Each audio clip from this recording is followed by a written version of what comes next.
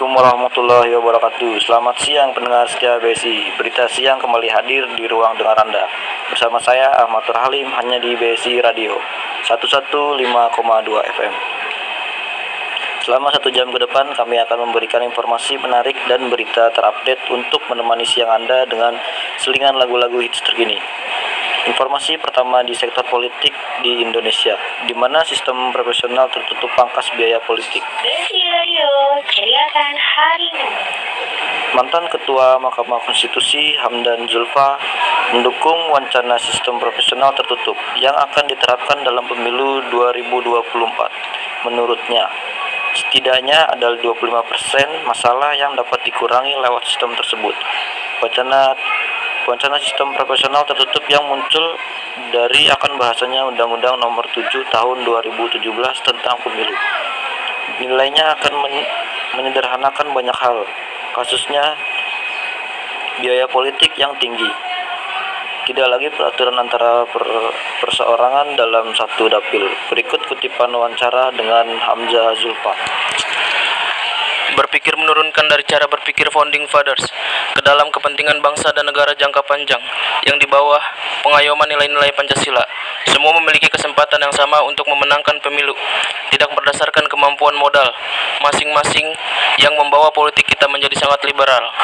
Perubahan revolusioner seperti itu memang dirasakan perlu bagi Indonesia, agar Indonesia dapat terbentuk sesuai keinginan dan pemikiran para pendiri bangsa.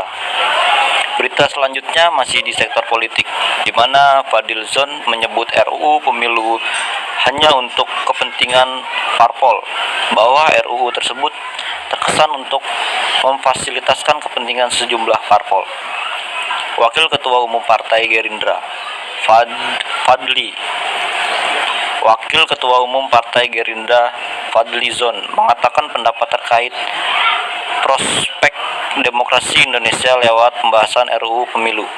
Dalam pembahasannya terdapat ironi bahwa RUU tersebut terkesan untuk memfasilitasi kepentingan sejumlah partai politik.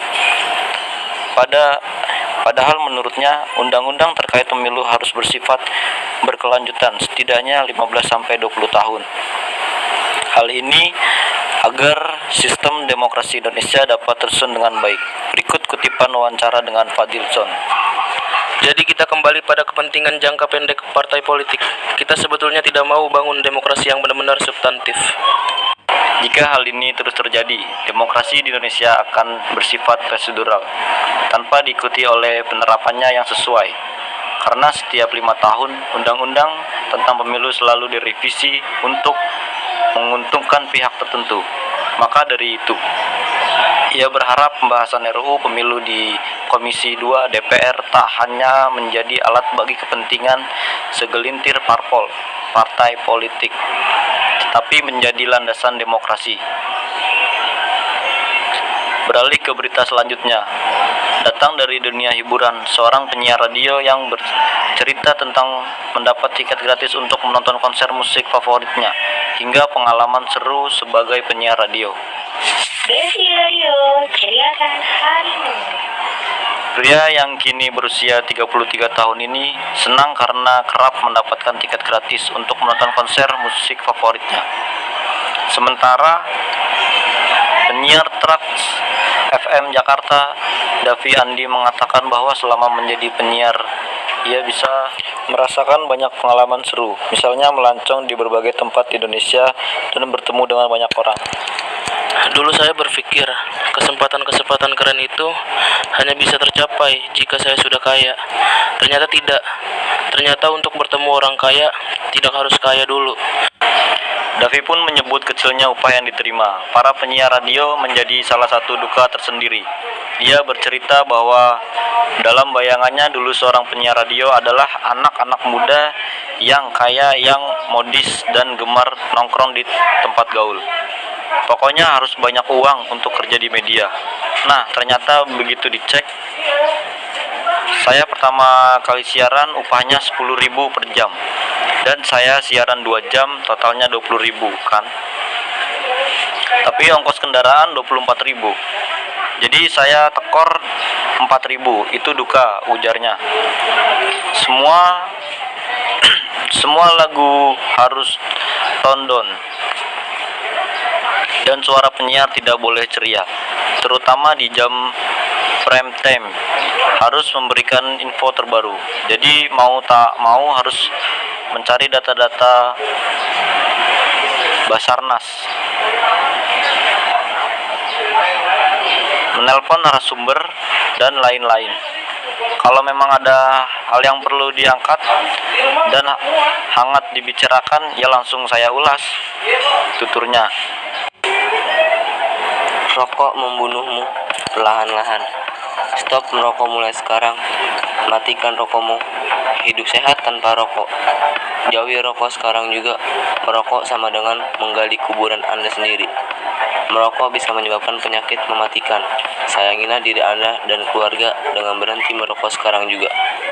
Banyak anggapan bahwa mereka yang merokok akan terlihat mudah bergaul dan keren.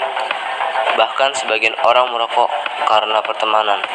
Namun tahukah kamu bahwa di dalam rokok terdapat lebih dari 4 juta jenis zat kimia yang berbahaya bagi kesehatan manusia. Dan 43 di antara zat kimia tersebut merupakan penyebab kanker. Apakah Anda akan tetap merokok? Berhenti sekarang.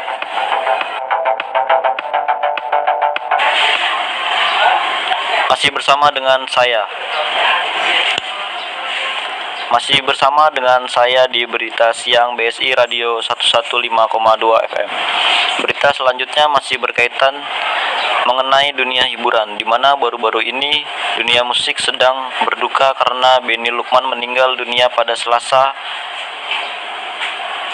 9 bulan 6 pada pukul 8:30 waktu Indonesia bagian Barat. BSI Radio, ceriakan hari ini. Kabar Benny Lukman meninggal dunia Selasa 9 Juni 2020. Bahwa kesedihan untuk dunia musik juga para pesohor, mereka pun menyampaikan rasa duka tersebut melalui media sosial. Salah satunya adalah basis Bara Suara, Gerard Sitomorang. Ia memberikan komentar pada unggahan anak Benny Lukman di Instagram. Benny meninggal hari ini pada pukul 8:30 waktu Indonesia bagian Barat. Saat ini jenazah berada di rumah duka yang berada di Komplek Villa Mutiara Ciputat, Tangerang Selatan. Lahir pada 1946, Benny Lukman sudah mempelajari musik sejak remaja. Ia banyak mempelajari alat musik melalui dari bass sampai trombon. Pada akhir dekade 60-an, Benny bergabung dengan band The Rollies. Dalam diskusi pada Maret 2018, lalu ia mengakui sebagai orang yang ikut memoles The Rollies. Ia mengingat kala itu personal The Rollies tidak bisa membaca nada, namun semua personil memiliki kemauan yang keras hingga mereka belajar bersama, turut berduka cita Mas Bar Rip Om Berry, tulis Gerard. Beralih ke berita ekonomi, di mana Menteri Keuangan Sri Mulyani memperkirakan pertumbuhan ekonomi Indonesia berada di zona negatif pada triwulan 2 2020 dengan minus sebesar 3,1%. Berita ini sekaligus menutup jumpa kita pada siang hari ini. Terima kasih telah setia mendengarkan berita siang dari BSI Radio 115,2 FM. Jangan lupa esok kita akan berjumpa di jam yang sama. Saya Ahmad Nur Halim undur diri. Sampai jumpa dan terima kasih. BSI Radio, ceriakan harimu. Menteri Keuangan Sri Mulyani Indrawati memperkirakan pertumbuhan ekonomi Indonesia bakal berada di zona negatif pada triwulan 2 2020. Ia memperkirakan pertumbuhan ekonomi pada 3 bulan kedua tahun ini sebesar minus 3,1%. Menurut dia, pembatasan sosial yang restriktif di berbagai wilayah untuk meredam penyebaran COVID-19 akan mempengaruhi kinerja ekonomi tanah air sehingga berada pada zona negatif di triwulan 2 2020. Pada kuartal 2 kontraksi akan terjadi karena ini memang full PSBB, pembatasan sosial berskala besar, diberlakukan di berbagai daerah dengan kontribusi besar terhadap ekonomi nasional.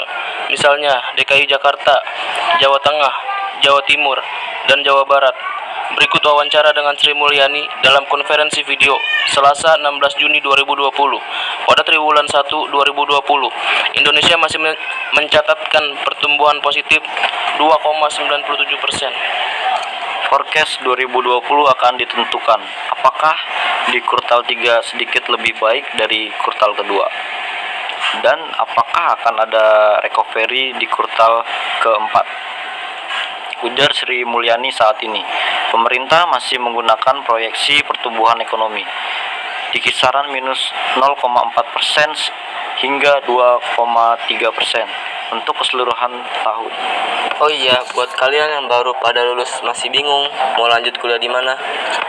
Sekarang BSI sudah menjadi universitas loh, dan banyak pilihan program studi, jadi nggak perlu pusing-pusing lagi mau nyari program studi apa. Jadi kami saranin mending langsung daftar ke BSI. Barangkali bisa ketemu sama kami. Kuliah BSI aja.